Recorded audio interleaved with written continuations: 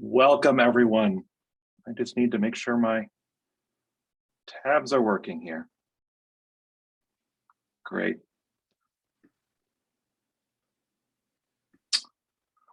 Welcome, everyone. Thank you so much for joining us for today's Lunch and Learn What is Going on at the Supreme Court, Unpacking the 2021-2022 United States Supreme Court term.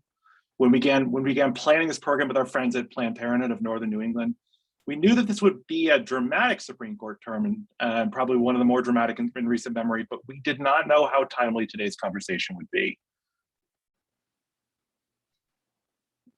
All sorts of things ran through my mind when I heard about the recent news of the Supreme Court draft decision, including, thank goodness we get to talk to James about this. So we're so happy to have James here. James Romoser is the editor of SCOTUSblog, which provides independent news and analysis about the Supreme Court, and we're making a habit of debriefing each Supreme Court term with him.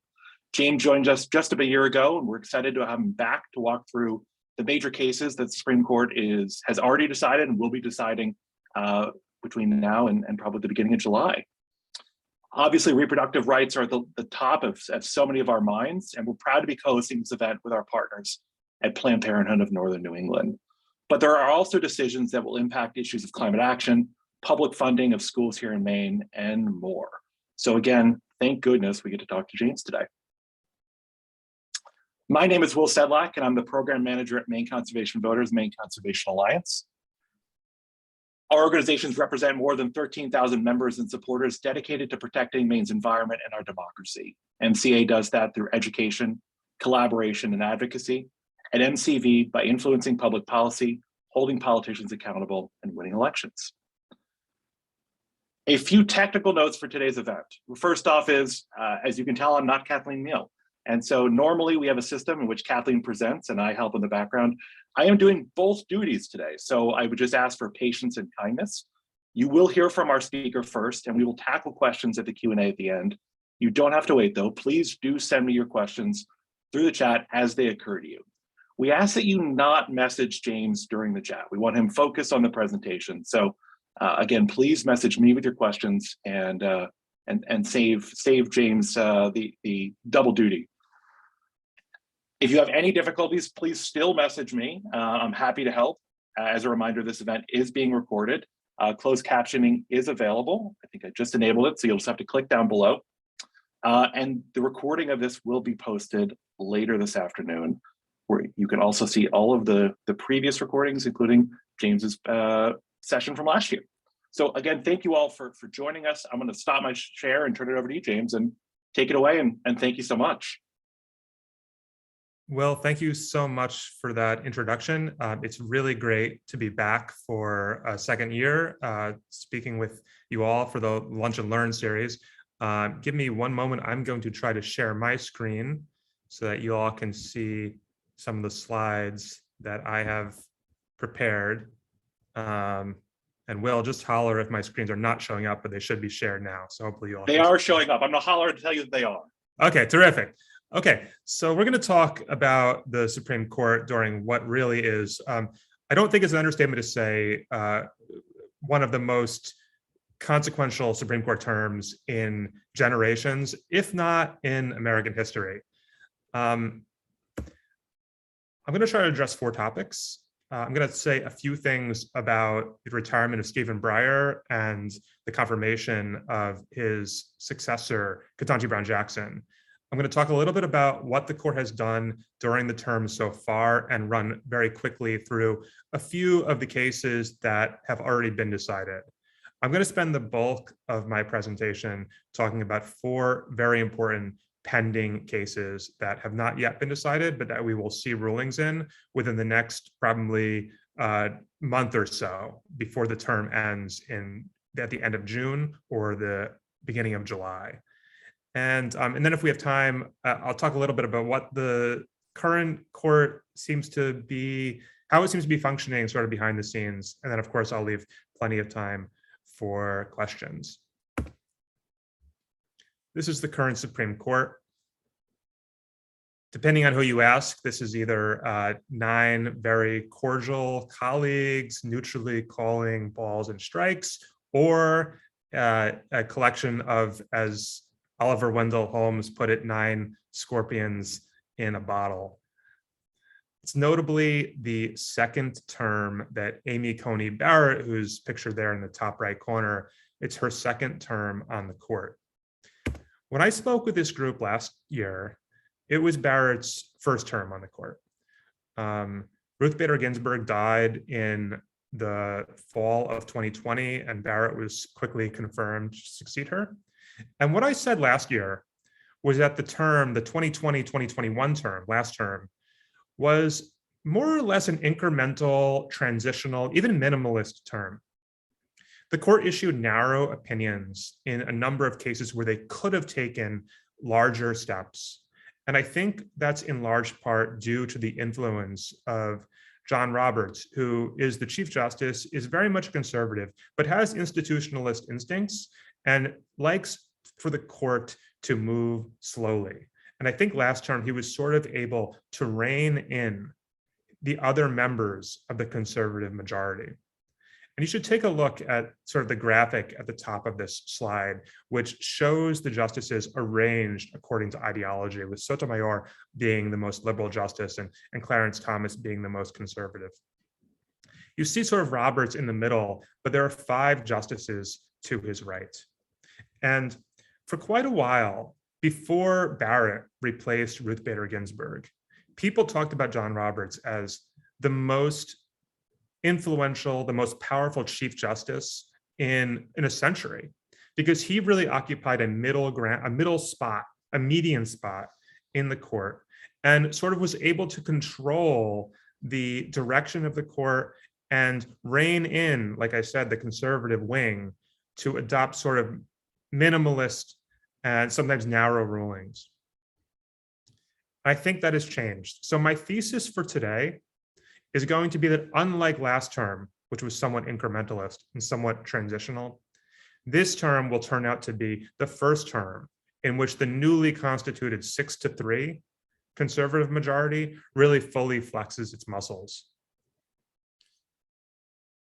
Until 2 years ago, the Supreme Court was divided 5-4, with 5 conservatives and 4 liberals. And after Barrett replaced Ginsburg, we now have the 6-3 conservative majority, or some would say a supermajority.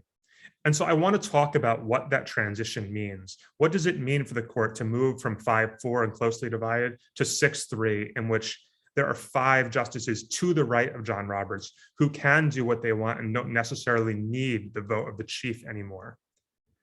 So that's my thesis. The caveat is that we don't know if the thesis is true yet. And we're going to see that in the next 5-6 weeks as the court releases its most important rulings for the remainder of the term.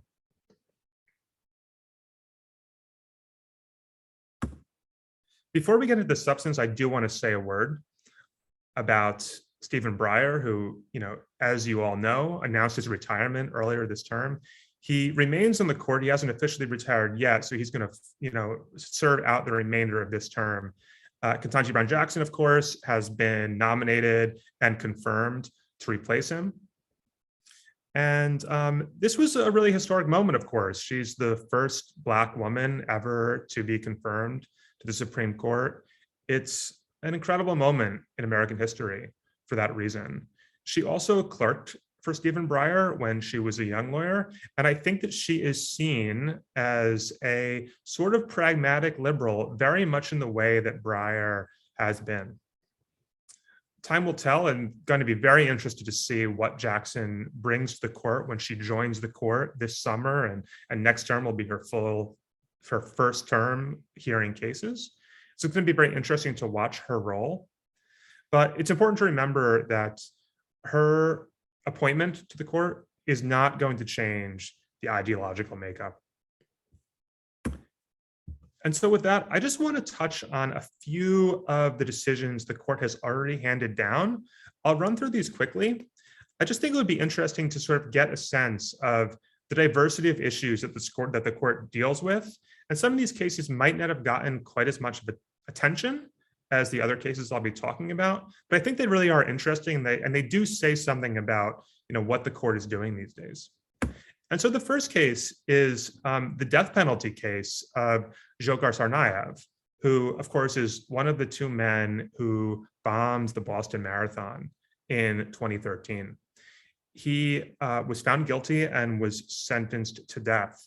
And a lower court threw out that death sentence. Did not throw out the guilty verdict, but the lower court converted his death sentence to a sentence of life in prison for two basic reasons. The lower court found that his constitutional rights were violated because the trial court judge didn't fully ask potential jurors what sorts of media coverage they had seen of the bombing.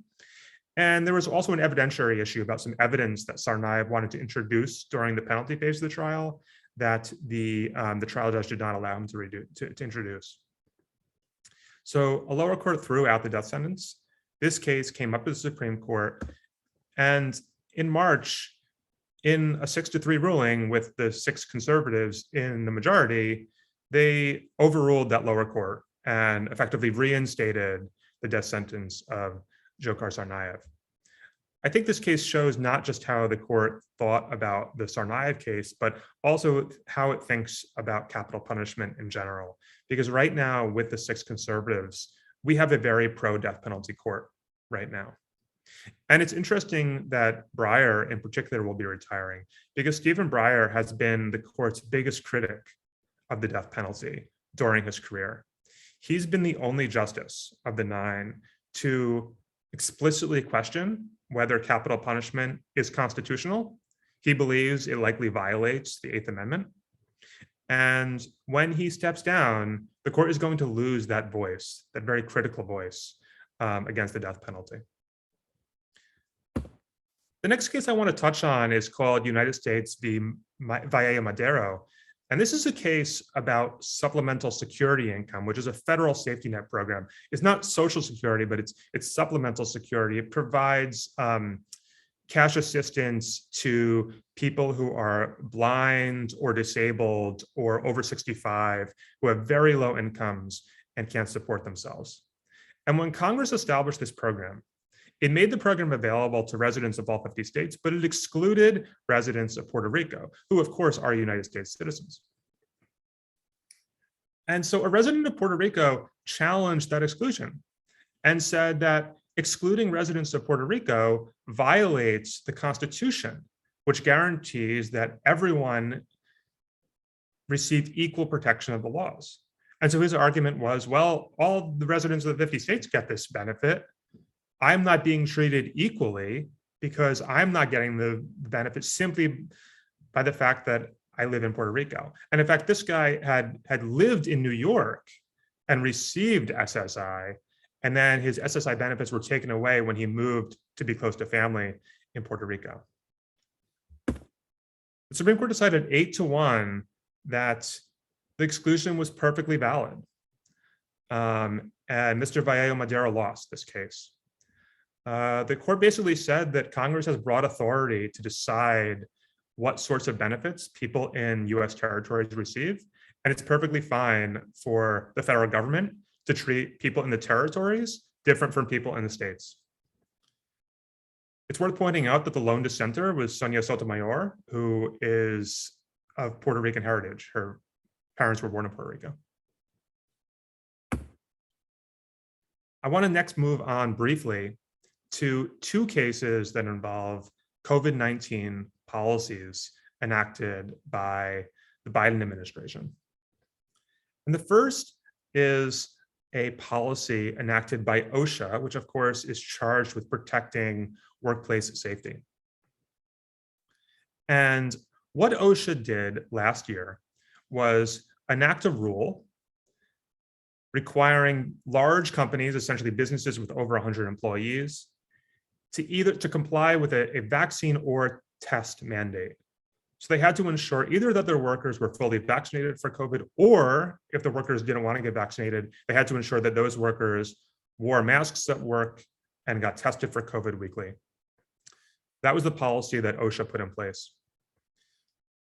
Business groups and red states challenged that policy. This came up to the Supreme Court very quickly this term on an emergency basis. And in January, with that familiar 6-3 conservative liberal breakdown, the court ruled that OSHA had exceeded its authority in issuing that policy. It struck the policy. And the general justification was that OSHA is a workplace regulation agency. And I guess the argument is that this agency is charged and has the authority given to it by Congress to issue workplace safety standards, but the court viewed the vaccine or test policy more as a broad public health measure, essentially because COVID subsumes all aspects of our life. It's not limited to a workplace. It's not just a workplace hazard, it's a general hazard. And the court said that OSHA doesn't have the authority under the federal workplace regulation statute to regulate broad social health hazards, public health hazards. On the other hand, the court considered a different COVID policy enacted by the Biden administration. This was a healthcare policy adopted by the Department of Health and Human Services, which required workers at facilities that get Medicare and Medicaid funding. So essentially every healthcare facility in the nation gets that funding. So this would apply to basically every healthcare facility in the nation. And what the department did was it required that all workers be vaccinated for COVID. So this was not a vax or test option like the OSHA policy. This was indeed a vaccine mandate for healthcare workers.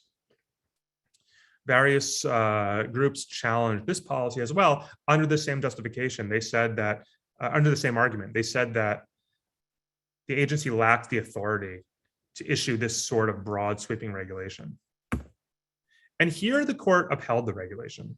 So unlike with the OSHA policy, they said that actually protecting the health of patients, issuing regulations that protect patients is within the core power of the Department of Health and Human Services. Congress did delegate that authority to the agency. And so the policy here was okay. It upheld the policy and it remains in effect.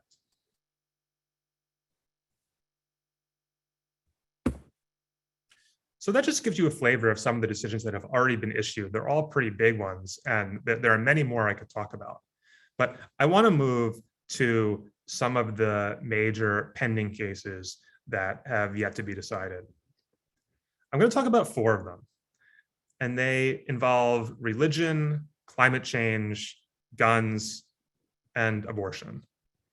So some of the most divisive, consequential, and controversial issues in American life.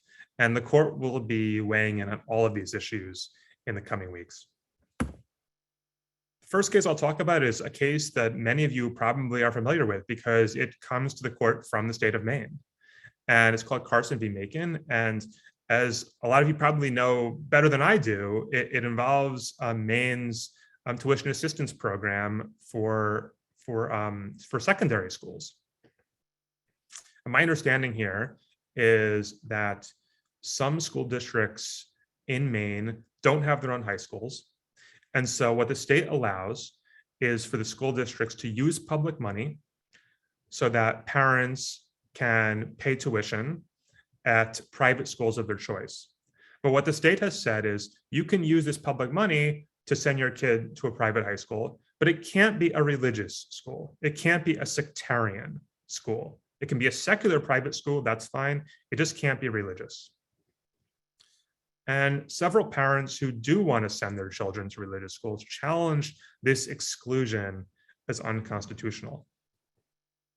And I think to understand this case, I mean, we should do a little sort of constitutional law 101 and look at what the First Amendment says, because the case really involves the tension between 2 clauses in the First Amendment. The Establishment Clause on the one hand, and the Free Exercise Clause on the other hand. And the tension between these clauses is a theme that has come up repeatedly in recent years, and even in other cases before the court right now.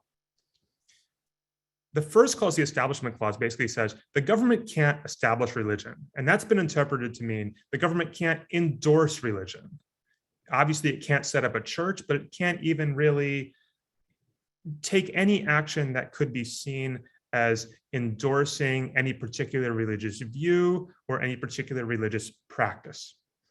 And so what Maine says is, we don't want to use our public money for parents to send their kids to religious schools, because that use of public money at religious schools could be construed as a support or an endorsement of the religion being taught at those schools. And so Maine says, we're not even allowed under the Constitution to allow our money to be used, because that would violate the Establishment Clause. And what the parents say is that, no, excluding us from participating in this program simply because we want to send our students to religious schools violates the second clause, the Free Exercise Clause, which says that the government cannot infringe on your ability to worship as you choose, to exercise your religion as you choose. And so I think what the parents say is that the government has to be neutral when it sets up these sorts of programs.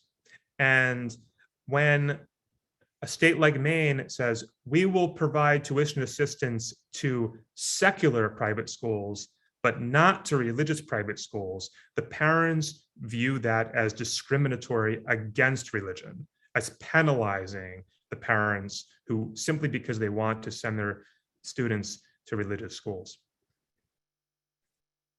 Now, at oral argument, I think Maine, to be frank, had a rough go of it. And I think that it's quite likely that there are 6 votes, again, that familiar 6-3 conservative majority, to strike down the Maine exclusion and to hold that if a state allows public money to be used at some private schools, it must allow that money to be used at all private schools, including religious schools.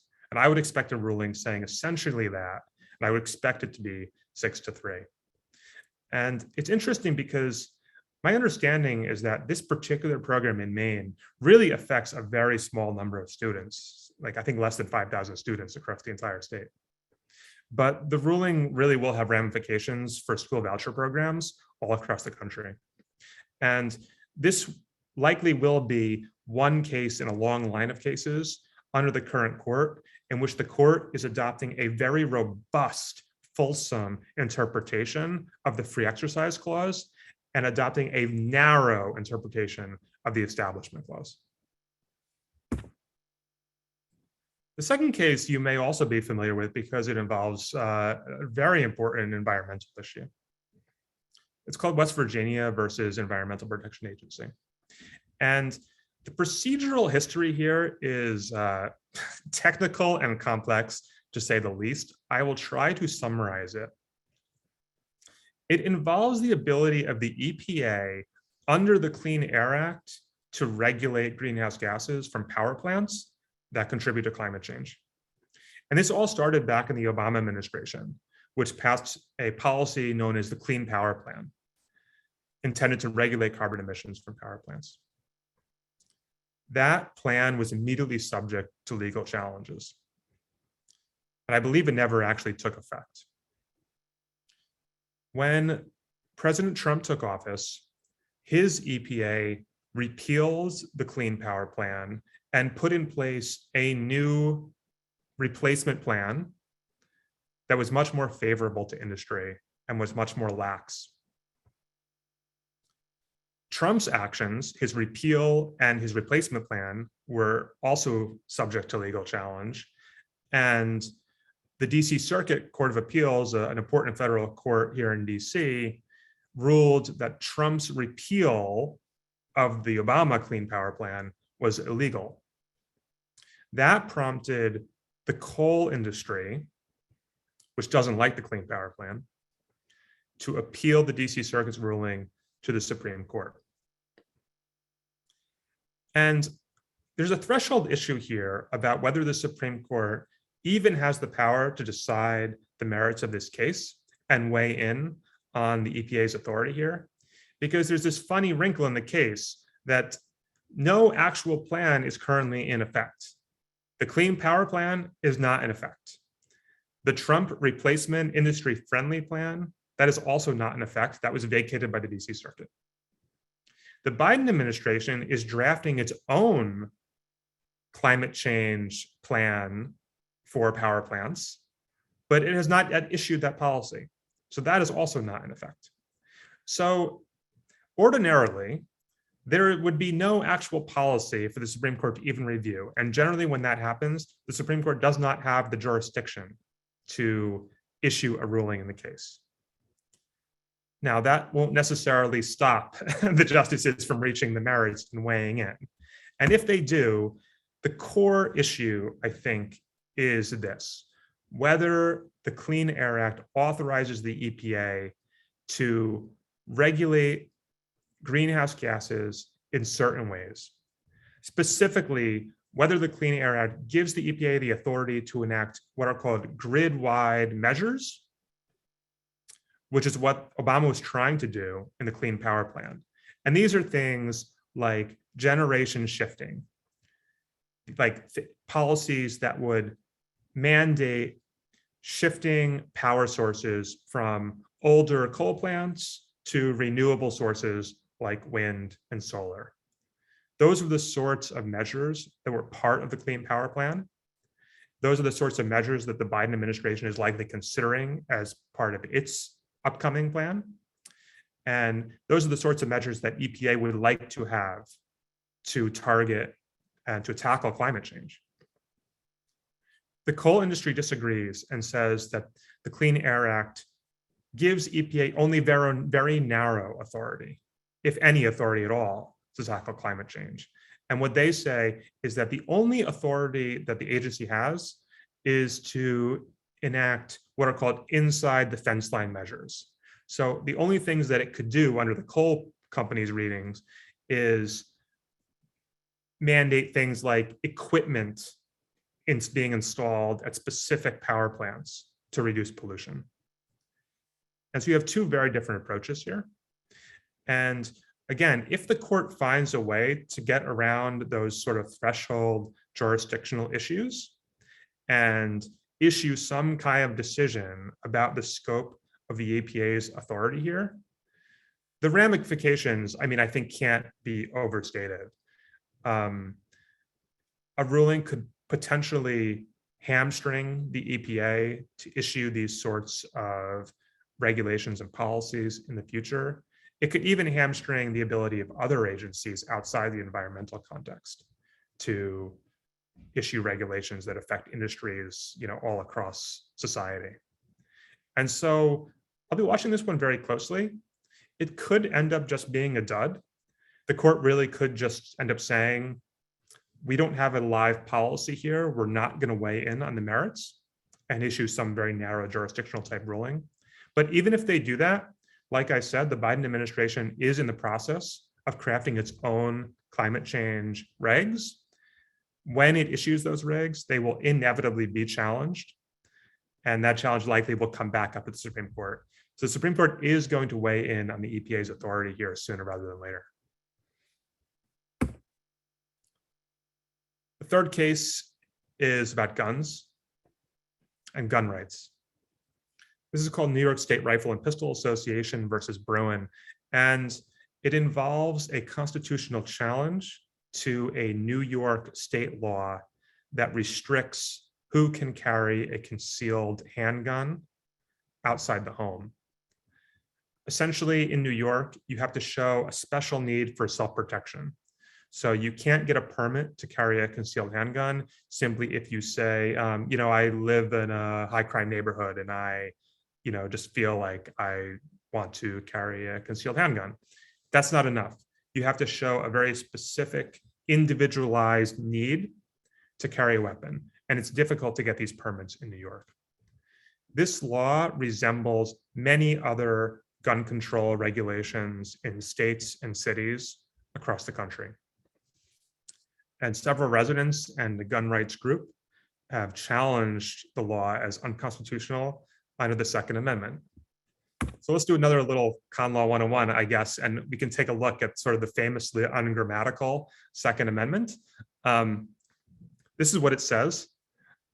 I find it easier to actually read and understand the Second Amendment if you sort of ignore the first and third commas. So I read it as, a well-regulated militia being necessary to the security of a free state, the right of the people to keep and bear arms shall not be infringed. Now, what in the world does that language say about 21st century concealed handgun regulations? Not very much. You'll see that I've underlined the phrase keep and bear arms. And that's important because in 2008, the Supreme Court struck down a DC law that restricted the ability to own firearms and keep them in your own home. And so that case sort of adopted a robust interpretation of the idea of keeping arms. And this New York case is really more about bearing arms, about carrying weapons outside in public to protect oneself.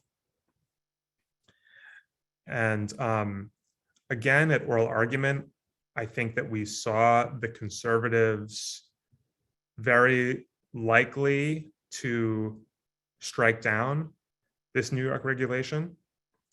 I think that the way the court does so will be very important. It's possible they could issue a somewhat narrow ruling that deals only with the New York law in question. And a ruling like that might not have ramifications across the country.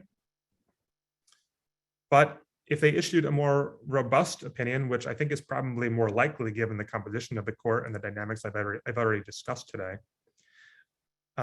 you really could see gun control laws all across the country jeopardized. And of course, an important context here is that when the court issues the decision in this case, it will be against the background of the recent shooting in Buffalo, New York, the very state at issue in this case.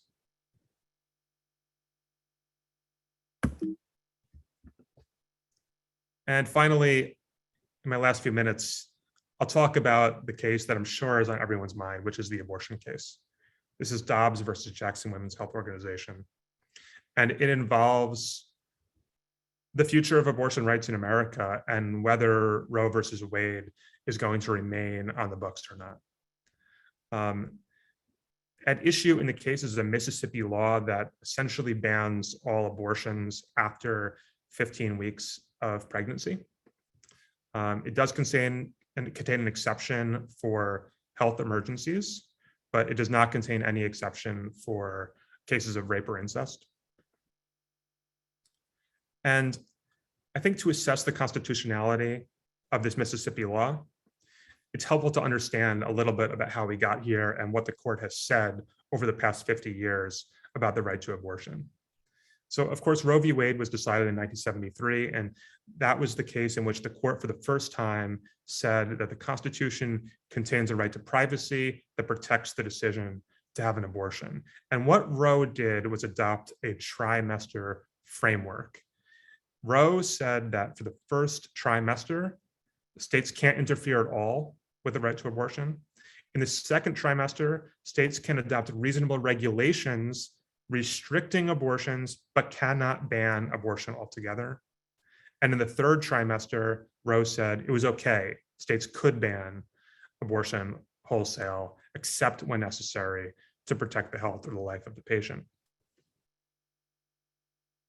In 1992, abortion rights came up again to the Supreme Court, and in a very important case called Planned Parenthood v. Casey, the court reaffirmed the core holding of Roe, essentially that the Constitution does protect the right to choose an abortion.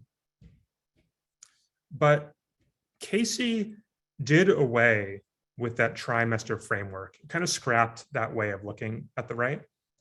Instead, it drew a line at the point of viability, which today is understood as about 22 to 24 weeks of pregnancy. So essentially at the end of the second trimester.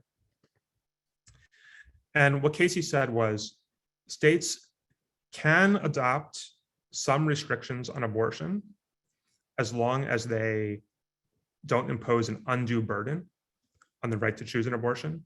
But before the point of viability, which is the point at which the fetus can survive outside the womb, states cannot ban abortion altogether. And again, that's at around 22 or 24 weeks. So states can't, under Casey, states can't ban abortion up to 22 or 24 weeks. Well, I just said Mississippi banned it at 15 weeks, which is well before the point of viability. So obviously it seems to directly conflict with Roe and Casey.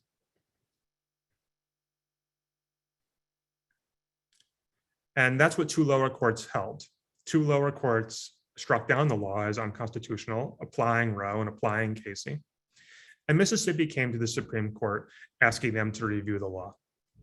And I think it's worth looking at the evolving litigation strategy of Mississippi in this case.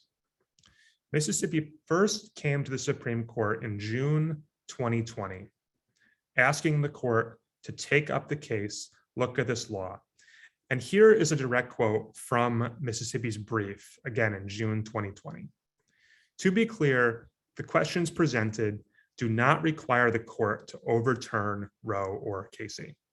In other words, what Mississippi was saying at the time was, we're not asking you to completely overturn Roe and Casey. You can decide this case in a more narrow way, maybe by redefining what undue burden means, maybe by just further narrowing Roe and Casey in some way, but keeping them on the books and retaining the constitutional right to abortion. That's what Mississippi said and told the justices in June 2020. The court eventually agreed to hear the case. And then what happens is that the parties then file what are called merits briefs, making their substantive arguments. And Mississippi filed its merit brief. Mississippi filed its merit brief. Let me go back here. In July 2021, about a year later. And again, you can read the quote. And here's what they say in their merits brief. Roe and Casey are thus at odds with the straightforward constitutionally grounded answer to the questions presented. The question becomes whether this court should overrule those decisions. It should. So Mississippi is now explicitly asking the court to completely overturn Roe and Casey. So obviously a shift in positions from what the state initially asked. And so you might ask, why the shift? What happened? What happened between June 2020 and July 2021? I think a lot of you probably know the answer. What happened is that Ruth Bader Ginsburg died during that time, and Amy Coney Barrett was appointed to replace her. And so the court went from a 5-4 conservative majority to a 6-3 conservative majority. And in June 2020, I think it's fair to say, Mississippi did not think that there were 5 votes on the court to completely scrap Roe and Casey. They did not think that John Roberts would be willing to go that far. Now, with Barrett having replaced Ginsburg, Mississippi and its supporters no longer need the vote of John Roberts because there are 5 other conservatives that may be willing to overturn Roe and Casey. At least I believe that was the thought of Mississippi when they filed its brief. And indeed, when this case was argued in December, that's pretty much what you heard at oral argument. You heard 3 liberal justices speaking about how important abortion rights are in America. You heard John Roberts seeking out a way to decide the case more narrowly. And to be clear, John Roberts is no fan of abortion rights. No one would say that. But like I said before, he is an incrementalist, he's an institutionalist. He doesn't want the court to move too quickly. And so at oral argument, you heard him kind of audibly seeking out a way to decide this case narrowly without addressing the big constitutional question. But none of the other conservatives seemed interested in that. You heard 5 conservatives voicing strong opposition to the constitutional right to abortion. Fast forward to just a few weeks ago, when I'm sure as many of you saw, Politico dropped a bombshell and released a leaked draft opinion showing that indeed the court has voted privately in favor of a decision to explicitly overturn Roe and Casey. And you can see these are the 5 justices highlighted in this box here that apparently have voted to do that. Roberts has not voted to do that, but again, it's not necessary for Roberts' vote to overturn Roe and Casey anymore. Now, I want to be very clear. This is not the final vote of the court. Votes can change as the justices circulate drafts back and forth. This has happened in major cases before. It is possible that Roberts is still trying to pick off one or two of those conservatives, likely Brett Kavanaugh or Amy Coney Barrett, to try to craft some kind of middle ground position that would potentially leave Roe and Casey on the books as a formal matter, but further limit them. And, we're going to see if he's able to do that. But right now, based on the leaked draft published by Politico, it seems that, earlier this year, there really were 5 votes to overturn Roe. And, who knows what the state of play is right now. What did the draft say? So it was written by Justice Samuel Alito. Here's the first page of it. And it essentially, it's a 98-page draft. It essentially said that Roe v. Wade was wrong the day it was decided, that it remains egregiously wrong. And it said that the court should be very hesitant about recognizing what are called unenumerated rights in the Constitution.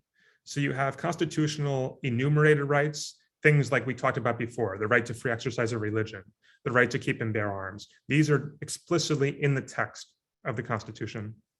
Those are enumerated rights. They can be interpreted robustly. And then there are a few other unenumerated rights, rights that don't appear in the literal text of the Constitution, but that the court has nonetheless recognized. So for example, like there's a right to travel. There's a right to travel across state lines. That doesn't appear anywhere in the Constitution, but the Supreme Court has recognized it as an unenumerated right. The right to abortion is also an unenumerated right. But what Alito said is that for the court to recognize unenumerated rights, those rights have to be deeply rooted in the nation's history and tradition. That's his test. And that comes from prior case law. And he goes on at length to explain why he believes that the right to abortion is not deeply rooted in the nation's history and tradition. That's why he thinks Roe is wrong. I'll wrap up really quickly now. If the Supreme Court does indeed overturn Roe, the implications will be swift and very dramatic. This is a chart showing that roughly about half the states will either enact full bans or near bans on abortion. And we're going to see a very different landscape of abortion in America. I have to add in this slide because I'm talking to a bunch of Maine folks. This is what Susan Collins said in 2018 when she voted to confirm Brett Kavanaugh. And I'm not going to comment further on this. I guess all I will say is that we will learn in the coming weeks whether Susan Collins was correct in her assessment or not. I think I'll end there. I was going to talk a little bit just about sort of the current sort of behind the scene state of the Supreme Court, but I'm happy to address some of that in the Q&A because I really do want to give enough time for questions. So just let me know if you have any questions. And again, thank you so much for having me. James, thank you so much. And I can't help but get a dig in that it's ironic that the Supreme Court believes it has a right to privacy for itself, but not for its citizens. But there is that. And so I just wanted to begin. We normally do a call to action at this point at an MCV Lunch and Learn. The first call to action is, of course, read SCOTUSblog. I do every week, and it's a great source for independent news about the Supreme Court, and would heartily recommend that. Before we get into questions, I just want to acknowledge that at MCV we really do strive to kind of view our issues through an intersectional lens, and that's not just a buzzword. There is, it is true that those that are affected first and worst by climate change are also that are most likely to encounter barriers to healthcare, including abortion. And so we are just so delighted to be standing with our friends at Planned Parenthood. I see Nicole and Sean and Jess and so many MCV friends are on this, and we just thank them for their work, and we look forward to continuing to fight for this, for the right to abortion with them. So just wanted to say that before we get into questions. Thank you all for the amazing questions. As you know, we don't always get to all of them. I try to collate them and get them going, but we will work them in order. And so, James, you and I think both have the benefit of having spent 3 years in law school and still probably are muddling our way through constitutional law most days. Can we just pull it back a little bit, which is to say, why are Supreme Court appointments for life? What's the benefit of this? It really feels like there's a discussion going on nationally. Can you just give in your opinion, why are we doing this for life? Well, I mean, some people would argue that the Constitution requires Supreme Court appointments to be for life. What the Constitution actually says is that Supreme Court justices shall serve during good behavior, which has been interpreted to mean that they have lifetime appointments, and the only way to remove them is through an impeachment, through Congress. Now, there are some opposing views who say that you actually could legally pass a law enacting term limits for justices without violating the Constitution, without having to pass a constitutional amendment. And there are various ways that this could be done, perhaps by saying that a justice shall have an 18-year term limit on the Supreme Court, and then after the 18 years, they can take some kind of senior status or become a judge on a lower court or something, so that they retain their appointment and they continue to serve under the terms of the Constitution, but they wouldn't actually be serving as a full-time justice of the Supreme Court. That's a constitutional argument that I think has good arguments on both sides. Cool. That's really helpful, James. The next is just, without having to put a con law hat on, could you kind of give us a little primer on this right to privacy? I've heard, I think people have been messaging about Griswold. Does this mean that we're not going to have a right to birth control? What's the effect of this? And kind of what is our fundamental right to privacy? Right. Yeah, I'm glad you brought that up, because the constitutional right to abortion is rooted in that broader right to privacy. And it's not the only right that springs from the right to privacy. There are other rights that spring from that, right? You mentioned Griswold. There's a case called Griswold that said that there's a constitutional right to use contraception. It would struck down a state law that bans the sale of contraception to non-married couples or something like that.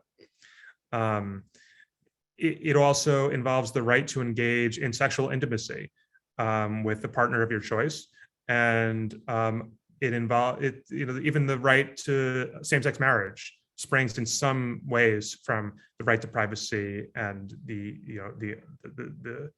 accompanying right to liberty, right?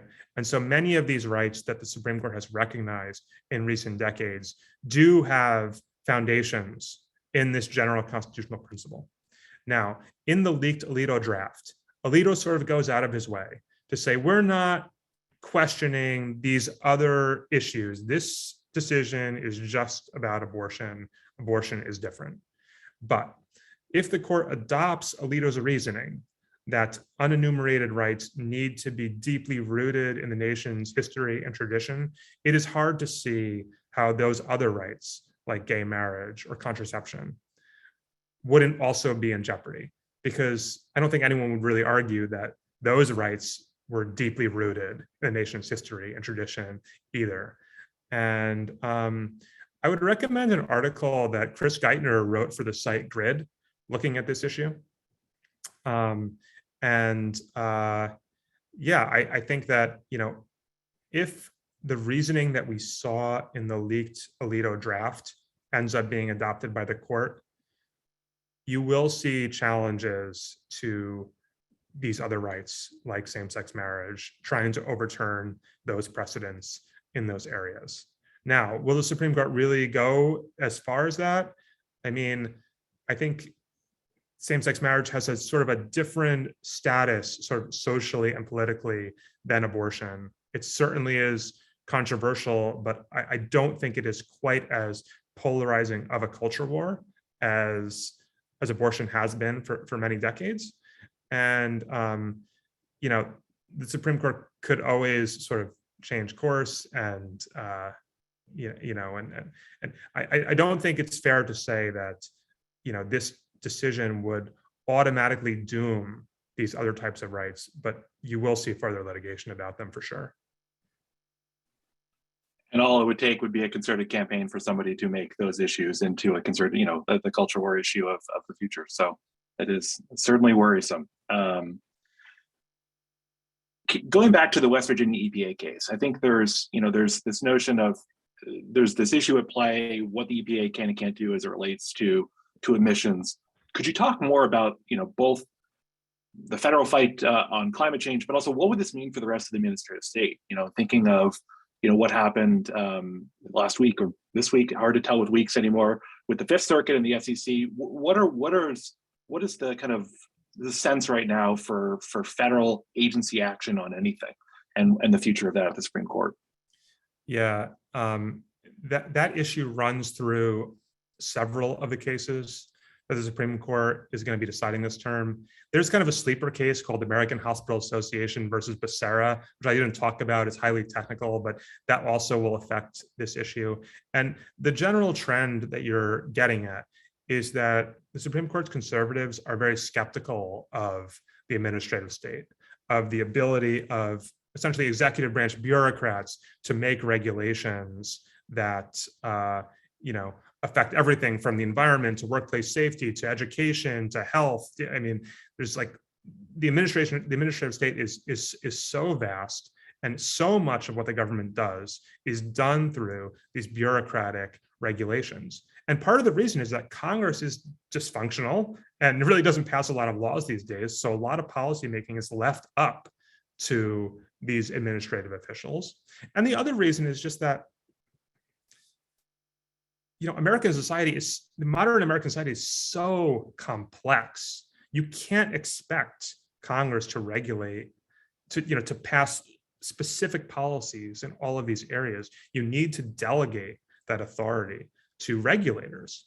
But the court's conservatives, especially Neil Gorsuch and Clarence Thomas, have been very skeptical of this delegation.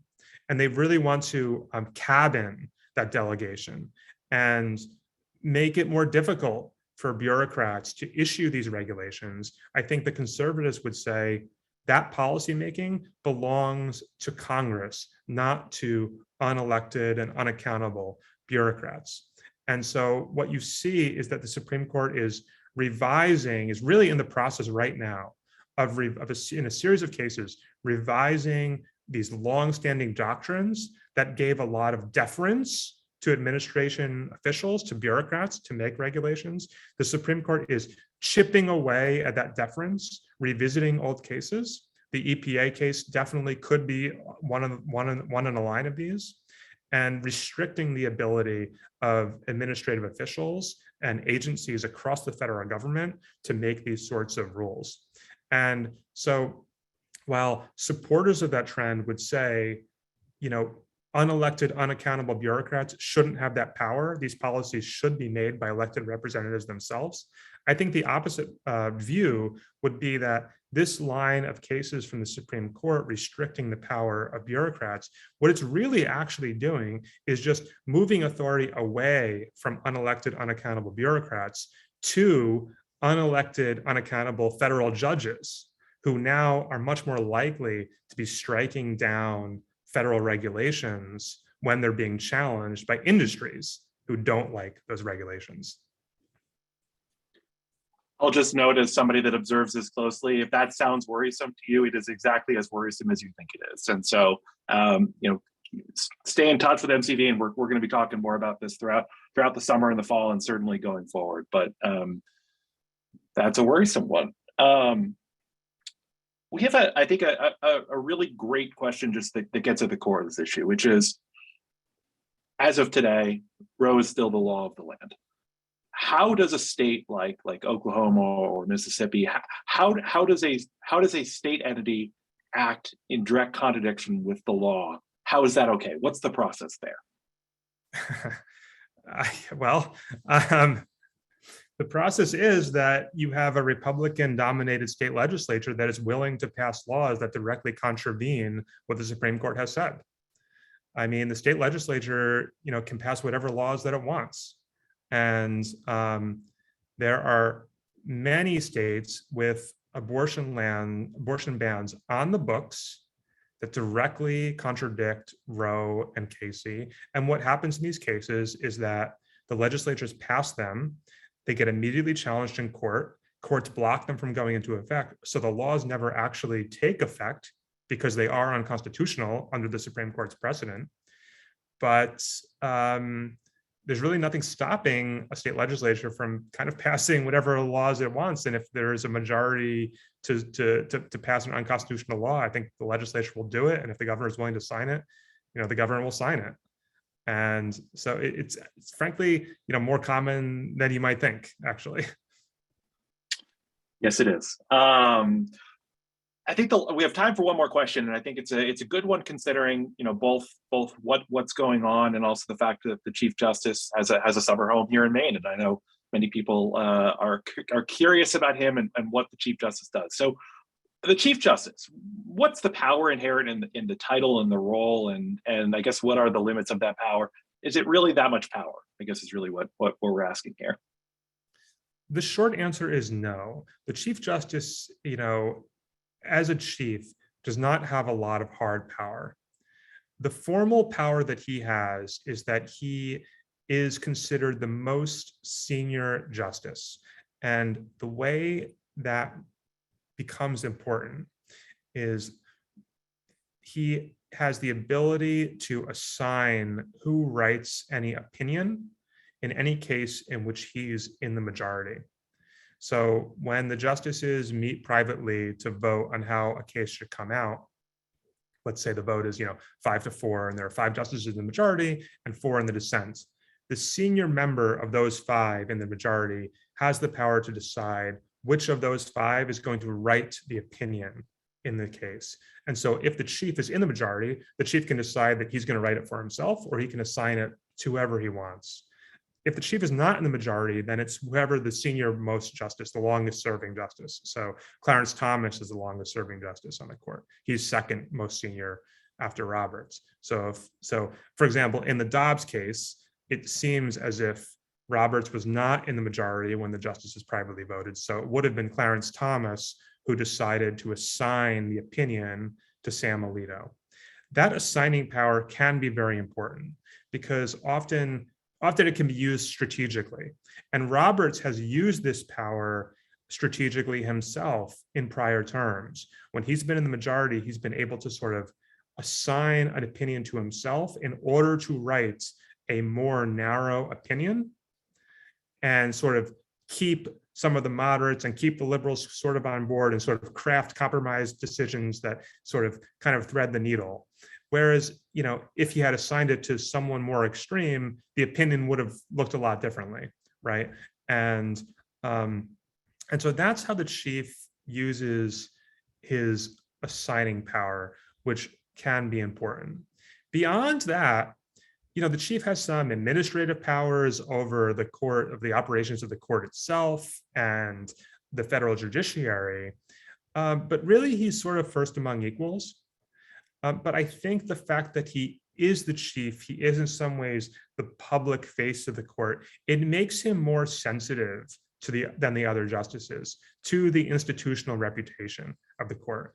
And that's why I've been saying that I think, he does seem to be more of an institutionalist. He cares about the long-term integrity and reputation of the court in a way that I think isn't always on the minds of some of the other justices on both the left and the right.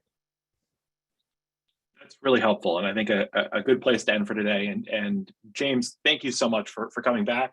We will see you, I hope, again next year. But this is certainly, I think, a can't miss event on the political calendar here now, and we've got it now. Two is a nice run.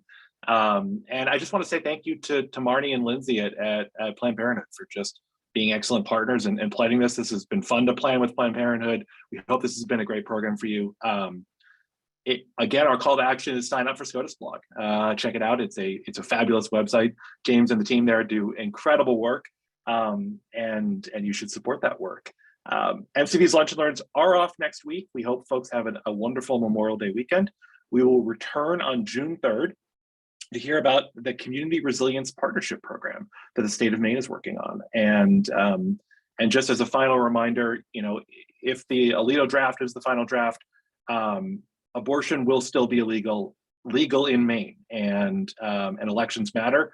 And it's a good reminder for us all. So as you do your work on climate and reproductive rights and protecting the right to abortion and so many other things, elections matter. And James, thank you so much. And we will look forward to seeing so many of you back in 2 weeks. Thank you so much for having me. Happy to come back next term. See you here.